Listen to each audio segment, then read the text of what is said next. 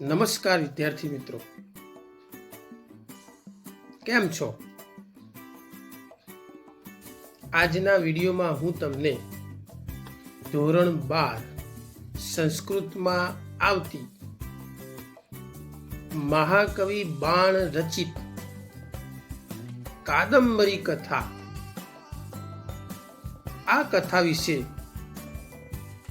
સમજાવીશ.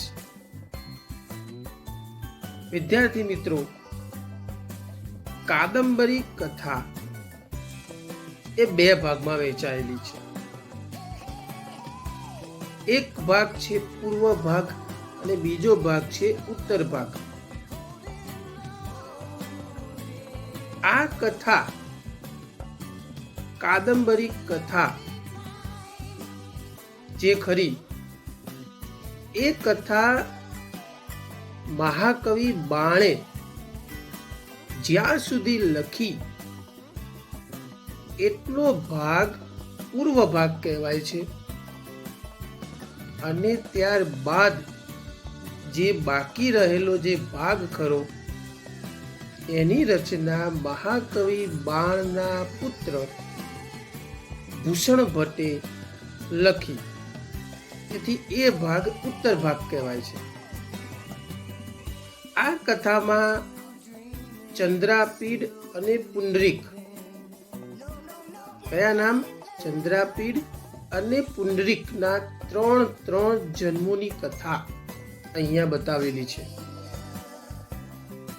ચલો વિદ્યાર્થી મિત્રો, વધુ સમય ના બગાડતા આપણે કાદંબરી કથાની શરૂઆત કરીએ.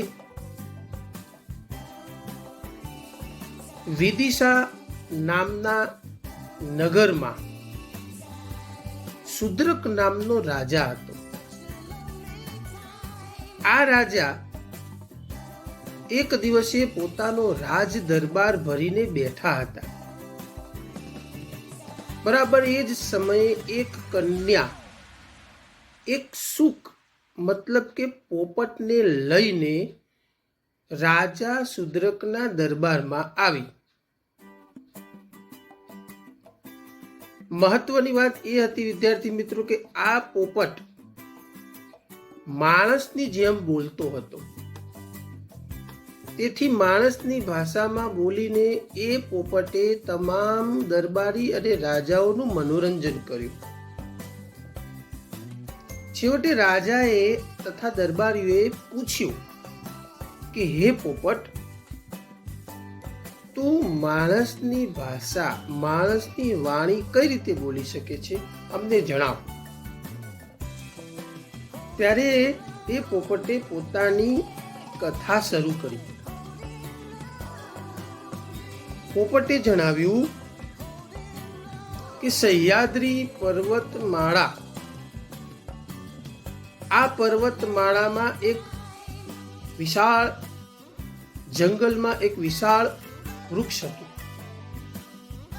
આ વૃક્ષની ઉપર મારો જન્મ થયો હતો. જન્મતાની સાથે જ મારી માતા મૃત્યુ પામી અને મને મારા પિતાશ્રીએ જ મોટો કર્યો. મારો ઉછેર પિતાશ્રીએ કર્યો. એક સમયે જંગલમાં, વનમાં એક શિકારી આવ્યો. એ શિકારીએ મારા પિતાશ્રી પર પ્રહાર કર્યો અને મારા પિતાશ્રી ઝાડ ઉપરથી નીચે પડ્યા. શિકારીએ મારા પિતાશ્રીની ગરદન મચોડી અને મારી નાખ્યા. હું મારા નસીબના કારણે, મારા પિતાશ્રીની પાંખોમાં છુપાયેલો હોવાના કારણે બચી ગયો, પરંતુ ઘાયલ થયો હતો. મને પણ ઘણી બધી ઈજાઓ પહોંચી હતી. ઘાયલ થયેલો હું નજીકના સરોવરે પાણી પીવા ગયો. આ સરોવર પાસે એક હારિત નામના ઋષિ અને તેમના 2-3 મિત્રો આવ્યા.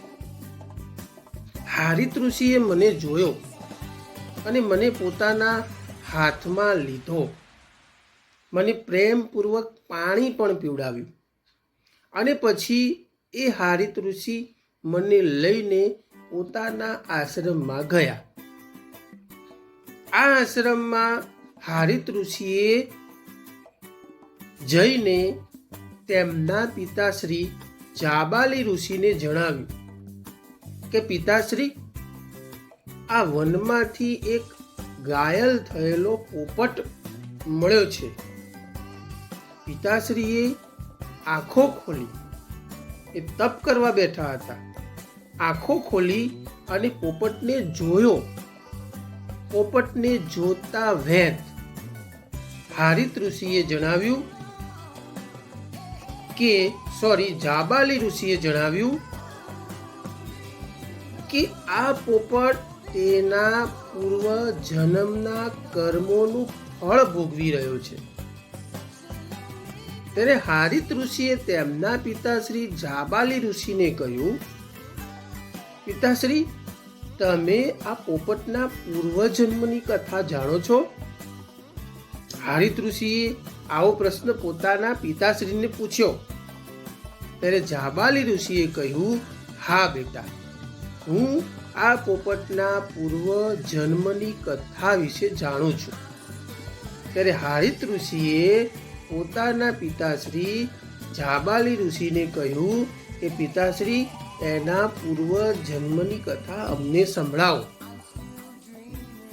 ત્યારે જાબાલી ઋષિએ પોતાના પુત્ર હારિત અને બીજા મિત્રોને આ પોપટના પૂર્વ જન્મની કથા સંભળાવવાનું શરૂ કર્યું. વિદ્યાર્થી મિત્રો, આજના વિડીયોમાં આપણે આટલે સુધી ભણીશું. હવે આપણે જ્યારે નવો વિડીયો લઈને આવીશું ત્યારે જાબાલી ઋષિએ જે પોપટની કથા શરૂ કરી, પૂર્વ જન્મની કથા શરૂ કરી, એના વિશેનો અભ્યાસ કરીશું.